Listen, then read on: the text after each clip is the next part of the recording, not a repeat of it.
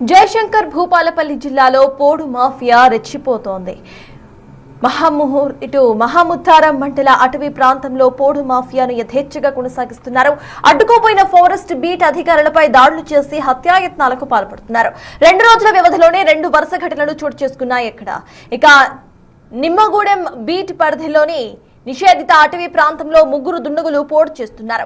విషయం తెలుసుకున్న అటవీ శాఖ సిబ్బంది శ్రీకాంత్, అఖిల్ రెడ్డి ఘటనా స్థలానికి వెళ్లారు. ఆ ఇద్దరిపై దాడి చేసి బుల్డోజర్లతో తొక్కి చంపే ప్రయత్నం చేశారు. మహేష్, రాజేందర్, నితీష్లు ప్రాణభయంతో పరుగులు తీసిన సిబ్బంది ప్రాణాలు కాపాడుకున్నారు.